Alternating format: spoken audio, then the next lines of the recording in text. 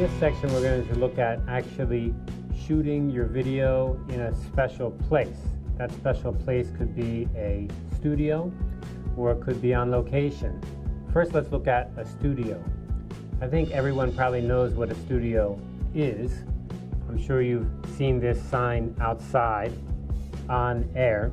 And of course that means that inside somebody's making a video or they're making an audio recording.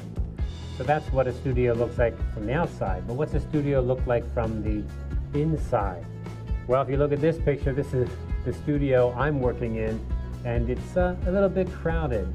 Now, not all studios are this crowded. Some studios can be much, much bigger. But when you fill them up with equipment and your sets and everything that you're going to shoot in the video, yeah, this is pretty normal. So not unusual. Let's take a quick look at what's in this studio. Now in this case, this is the studio for our marketing lab, but I think it's pretty normal for studios as they go. We've got, of course, video cameras. And then we've got lights, and these lights are hanging from the ceiling. And then we've got video screens, lots of screens to see what we're shooting. Then of course we have our set. Here we have some tables, and these tables are exactly what I'm sitting at today. So we set up these tables to look like something we want to record, and we set that up in the lab. So it doesn't have to be this. We can move them out of the way and do something else. But that's the set. And then of course in the background we have our green screen back here. Basically this whole wall here is a big green screen. And then we also have some other things here like a spotlight and a gobo or a cookie. So we're going to look at that a little bit later when we look at details of things that go into the studio. Now another part of the studio is the control room. Now for us, this is a marketing lab, so we use not only the studio for recording, but we also use it for research as a marketing research lab. And as a lab, we have this glass here, which you've probably seen in movies or in TV shows. And this glass is a mirror on one side and clear glass on the other side. So the people inside that room in there cannot see us inside of the control room. So the reason we do this is we also have experiments we do where we could have people having discussions or talks or testing products or doing anything related to marketing research, and we can record that and watch that. And of course, if we did that, we would move the video cameras out, we would clear the room, and then we have cameras up in the ceiling which can record what people are doing. Or we may just observe them through the glass and take notes and see what we can learn from that. It's a kind of research. But today what we're looking at is using it for video production. And as you can see, in this example, we have the computer here, which is recording the video from the production. We have the soundboard here, where we're controlling the different sound. And then over here, we have another PC, which is for editing. And we have some other things here, like a switch here for switching the camera. And we have a control here for controlling some cameras that are inside the room, inside the ceiling, kind of remote control of cameras. So let's look at some of the pros and cons of using a studio. Of course, you can shoot your video inside a studio, or you can shoot your video outside on location. So what I want to talk about is shooting your video inside of the studio, and what are some of the pros and cons, the good things and the bad things about that. One of the things that is kind of a pro but also a con is that when you get to the studio, you think you're going to get something done, but actually it's a lot of waiting. It's very normal. You get to the studio and guess what? We have to wait. The biggest problem or the biggest reason for waiting is you think things are ready, but actually something goes wrong. In fact, we like to say something always goes wrong. So you need to have a plan. It's very important to have a very detailed plan. That plan can include things such as your script, your shots, your storyboard. We talked about all of these things in other lessons, and it's very important that you plan in detail. In fact, I would say it's my experience that the biggest problem people have with using a studio is they haven't planned enough. So they come in and they say, well, let me see what I'll do. And yeah, that's not going to work because now it's too late. Everyone has a schedule, they cannot stay around, and things don't work. Or you have a plan, but you come in to begin, let's say 10 a.m. in the morning, and you come in at 9:30, but then what happens? Just when you get here, you find out something's not working. One of the cameras not working, one of the microphones not working, something's wrong. Or somebody used the lab last night and it's in a different setup. What are you going to do? So that's a problem. So we like to say that when you get to the lab, it is a kind of this hurry up and wait. People are sitting around waiting. It's quite normal, but it is a big waste of time, that's for sure.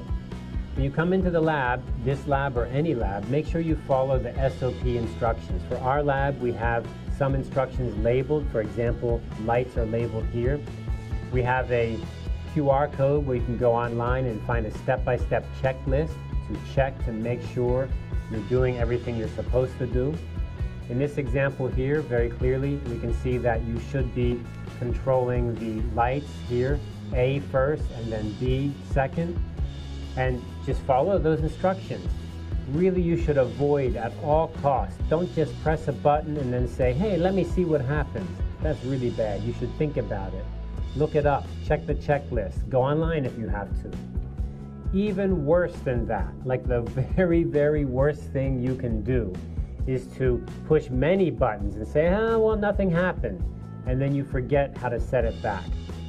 So, if you're going to push a button, or if you're going to turn a dial, or if you're going to turn something on, and you're going to try it and you're not sure what's going to happen, could you please try one at a time, and then after the one, turn it back if it doesn't do what you want it to, if it doesn't work.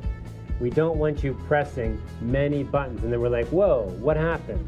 Or you press many buttons and then somebody comes in later and say, hey, everything is set differently. Now I have to reset it. Where do I begin? Really, really bad and not good to the people who need to use the lab after you. Try one thing at a time. Please try to learn what it is before you try it, but if you're going to try something, try one thing at a time. Okay, so follow the SOP, follow the directions. If it says A first, hey, do me a favor, press A first. If it has B, press B second. Don't get them confused, mixed up, or try to experiment. It's not a toy. What are the advantages of a lab? There are many advantages. The big advantage is it can be any time of the year, any time of day you can use it. You can use it late at night, you can use it early in the morning, you can come in when it's raining, you can come in when it's snowing. And so the lab has this really great advantage, especially if you know what you're doing. Now, if you don't know what you're doing, well, then you're just wasting time. But if you know what you're doing, the schedule is a great way where you can come in. That's what I really love about the lab. You want to use it, just go use it. You also control many things. You control the sound, you control the light, and you can get things set. When I say you can get things set, you can get things ready. That's this last point there. If you can get things ready, what does that mean, you can get things ready? Getting things ready means that you're ready before you arrive, or before your talent arrives, or even sometimes days ahead of time you can get ready. If you're going to maybe shoot your video in the morning, let's say 9 a.m., and you've told all your friends, I need you to come here at 9, and then you come to the lab 10 minutes before 9, that's not going to work. The advantage of the lab is you can come the day before, and then you can set up the lab, and then you can have your friends come in at 9, at 10, at whatever time you set, and you will be ready. So a key part of the lab is you can get it ready beforehand. When I say beforehand, I mean like a day beforehand. You could set it up even many days beforehand, as long as nobody else is going to be using the lab. The other good thing is, related to that is, once you shoot your video, you can leave everything set up and come back the next day and finish your shooting. So that's a big advantage to the lab. You really can't do that when you're going outside, that's for sure.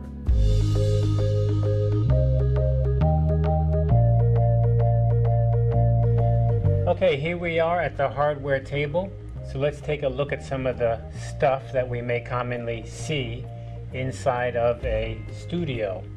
So today what I'm going to look at are things that you probably see in the studio every time you go in, but here are some useful things that you might not have thought of before. So the first thing we're going to look at today are some of the cables and wires. And you see we have a cable that looks like this here. This is an HDMI cable, as you can see, but the outside of the cable has a nice fabric touch to it. So that is the kind of cable I like a lot. It's very tough, it's not easy to be broken, and it has a good feel to it. I know it's silly, but think about how many of these cables you use inside a studio. Tons and tons of them, right? Another kind of cable we use is the HDMI cable, but it's flat. You see this? It rolls up to be a little flat thing like that. That's pretty cool too. It's very useful to lay on the floor or to put against the wall. So that's also an HDMI cable, which is very handy. Now, what I also have here is a bag of stuff. What are these things that I have here? It's a bag of adapters. We talked about adapters in another lesson, but these are all video adapters. So HDMI to what is this? This is digital video for a computer. HDMI connectors. So if you want to connect two HDMI wires together, you have this kind of thing here. And HDMI to VGA, etc. All kinds of connectors here. I've also got something cool here. Look at this one. It's a right angle HDMI. So if you want to move from one angle and go 90 degrees to another angle, that's how you can do it with an HDMI angle.